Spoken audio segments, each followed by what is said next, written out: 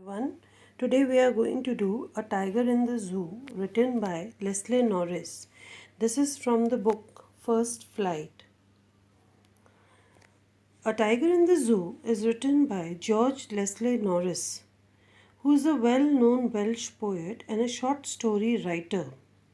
He taught in many educational institutions in Britain and America. He is considered one of the most important Welsh writers of the post war period, and his literary publications have won many prizes. A Tiger in the Zoo was published in 1938. Through this poem, A Tiger in the Zoo, Leslie Norris has underlined the importance of preservation of wild animals in natural habitats. He has he has given a contrast between the real and the ideal states of living for a caged tiger, and he advocates freedom for all wild animals. So, uh, his personal works deal with nature, his experience as a teacher, the pre war period, and the life of the instinct. The setting of the poem has two distinct settings. The first is that of the zoo, where the tiger is put in a cage, and the second setting is of the natural wild habitat of the tiger. So the tiger which is in cage is indifferent and unhappy. If he were in the forest, he would love to stalk and kill his prey. So these are two different settings that are given in the poem, and we come across as we uh, understand each stanza. So, with these two distinct setting, the poet wants to highlight the preservation of wildlife in natural habitats. Okay. Next is the theme of the poem. The main theme of the poem refers to the freedom of the wild animals. We human beings have used them relentlessly for our own entertainment, and we have never given a thought about the freedom of the animal, and that is why we keep them in zoo without understanding that how much freedom is valuable for wild animals also as it is for humans. So the tiger in the zoo is contrasted to the tiger in its natural habitat, and the poet shows how proud the creature a tiger is, as a consequence, should not be caged. In the wild, the tiger hunts its own food all alone, and it is merely a survival strategy. So, if they don't learn about survival instinct and don't learn how to hunt, it will be quite unnatural for them. So that is why they should be kept in the natural habitat, that is the forest. So the poet shows that an animal is always more majestic when seen in its natural habitat rather than in a zoo. Next is the central idea of the poem. The poet compares the life of a tiger in the zoo with its life in its natural habitat. He also gives an important message that wild animals should be in the natural habitat. He highlights the contrast between freedom and captivity. He conveys an important message with this poem is that we should value the freedom of wild animal, and no animal can be happy in captivity. So that is why he tells us that the caged tiger is unhappy and seems to long for his freedom. Next is the tone of the poem. The tone of the poem is quite ambiguous. Ambiguous means it's open to more than one interpretation. So it does not have any one obvious meaning. That means there are different messages that the poet wants to convey through this poem. So when the poet describes the setting of the zoo, his tone is one of the regret. He's regretting that the tiger has been confined in a cage in a zoo. So he regrets, he believes that this is not the kind of life that a tiger should be living. So there is also a tone of suppressed anger of the same kind that the tiger feels at being caged. That means whenever he is in the cage, he regrets that this is not the kind the tiger should be living. Secondly, he should not be caged. So this is a poem that is in your textbook, and please go through the poem properly, underline the difficult words, and uh, each stanza has a different setting. So we will come across as I explain the stanzas. Now, I begin with the first stanza. He stalks in his vivid stripes, the few steps of his cage on pads of velvet quiet, in his quiet rage. Now, in this poem, the poet says that he stalks means the tiger stalks, stalk means follows. In what? In his vivid, vivid means bright, colored stripes. The stripes are the orange and black stripes. That's the combination of orange and black stripes that is seen on the tiger. And what does he do? He takes few steps. Why few steps? Because there's a limited space in the cage. So that is why he is able to take only few steps of his cage. And how is he walking? He is walking on pads of velvet.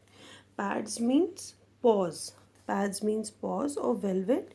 Velvet is a soft material, so the paws of the tiger is compared to velvet. Quiet, and just because it is so soft, he is walking silently. There is no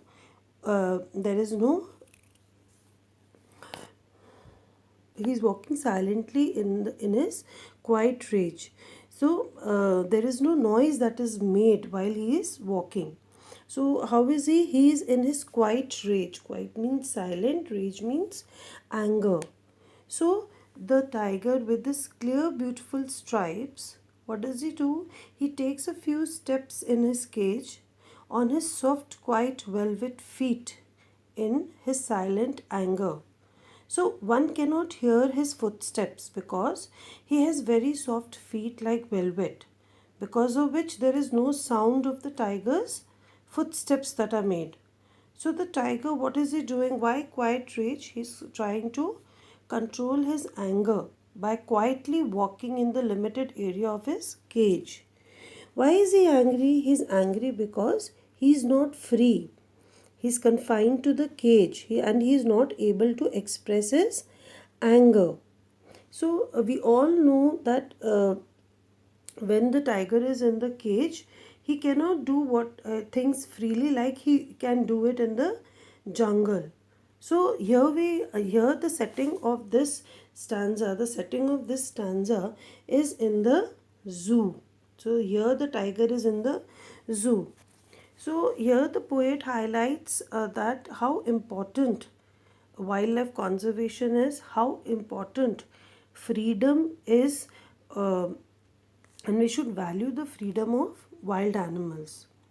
Now, in this stanza, the poet has highlighted there are different poetic devices that we come across in this stanza. The first poetic devices, before we discuss about the poetic devices, the literary devices, we will discuss about the rhyme scheme. The rhyme scheme of this stanza is A B A B A B, sorry, C B. Why A B C B? Because cage and rage rhymes, okay, and stripes and quiet does not rhyme. So that is why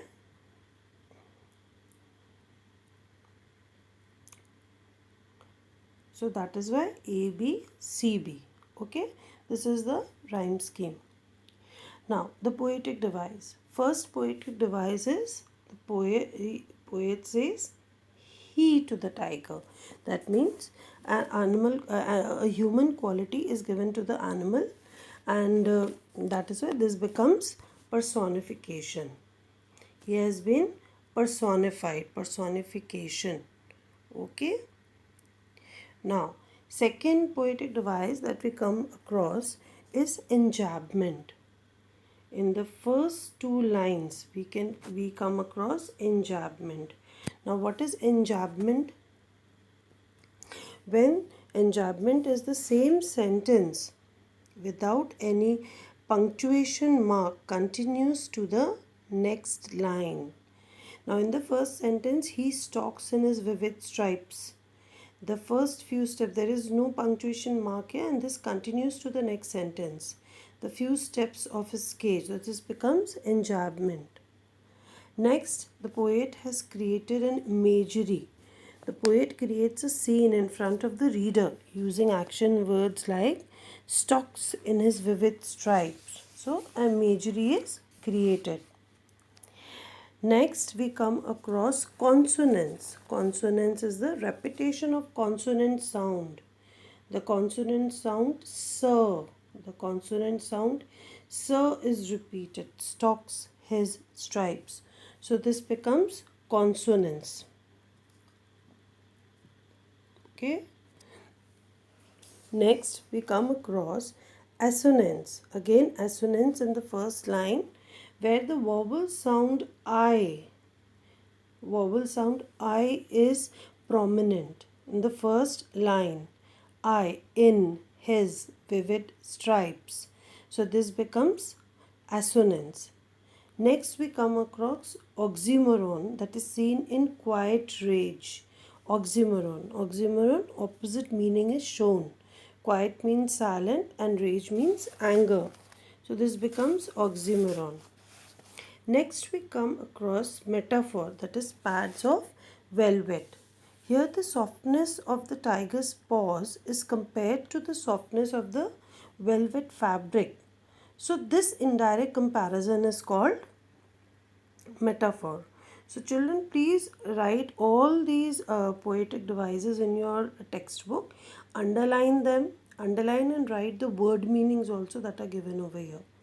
Okay, so what we came across in the first stanza, the setting of the poem is in the zoo, and the tiger with his clear, beautiful stripes takes a first step in the cage on his soft, quiet velvet feet in his silent anger. This is what is seen in the first stanza. He is bound in his cage. He is unhappy and angry, but controls his rage quietly. Okay. Now in the next slide, I have given all the figures of speech. You can understand it and underline it in your textbook. Next, we come to the explanation of the second stanza. He should be lurking in shadow, sliding through long grass, near the water hole where plump deer pass. Now here, the word lurking means to be hidden in ambush so as to wait for a prey. What is he doing? He is hiding. Lurking means remained hidden so as to wait in ambush. What is he doing? It is waiting in ambush for whom? For his prey. And who is the prey? Is the plump deer. Plump means fat deer, well fed deer. So where is he waiting? He is waiting in the shadow, sliding stealthily through what? Stealthily means without making any sound, sliding through the long grass. And where is he? Near the water hole, because he knows the plump deer, the well-fed deer, the fat deer is going to pass, is going to come over there near the water hole. So he should not be in the cage. So what is the setting of the poem? He is in the jungle. He is in the natural habitat. He is in the forest. So this is the setting of the next stanza. He should not be in the cage, but he should be moving secretly through long grass in the jungle. Or he should be near a water hole where well-fed deer pass so that he can hunt that deer. So the poet says that if this tiger was free, he would have hid himself behind the long grass near the water bodies so that it is easy for him to catch a deer. So this is the actual life the poet wants to portray through this poem. That the tiger should not be confined in a cage, but should be in the natural habitat. They don't have a natural life when they are in a cage, when they are caged. So animals should be kept in the natural environment, which is their own habitat, and that they should not be caged. And this is very important. And there is nothing like home. and that goes for both humans as well as animals, and that is why they should be in the jungle. Now, in this stanza, there are different poetic devices. So before we see the poetic devices, again the rhyme scheme. Again, the rhyme scheme is A B C B. Again, grass and pass rhymes. That is by A B C B. Again, the tiger has been personified. The poet has used he for tiger. Should be lurking in the shadow. Again, enjambment for lines 2 and 3. Again, enjambment. Again, the same sentence is continuing to the next line uh, without any punctuation mark. So this becomes an enjambment, and this then we can see alliteration. Plump pass becomes the alliteration if two or more words begin with the same consonant sound. Now the poet has also created an imagery by lurking in shadow when the deer pass. This way he creates an imagery, a scene in front of the readers. So all these are the important poetic devices you will come across in this stanza. So the poet says that this is the true personality of the tiger, and that is why he contrasts the tiger who is in the cage and the tiger who is in the jungle. So he can roar over here, he can lurk in the shadow of the grass, he can wait there for the deer to pass, but all these things cannot be done by the tiger who is in the cage. So he shows the comparison between both the tigers, and this is very important, and this is the injustice that the of humans to cage animals. That is why wildlife conservation, need for afforestation is very important. These are the different messages the poet wants to convey through this poem. So we should not go on cutting trees for our own growing needs. What will happen? This will destroy the natural habitat of wild animal. So that is why we should value the freedom of wild animals. In the next slide, I have given the different figures of speech. You can underline the words, understand each and every figure of speech, the poetic devices, underline the difficult words, and even write the rhyme scheme in the textbook itself. Okay. Now I will end here with two stanzas. I hope you go through the poem and understand it. We will continue this in my next video. Thank you.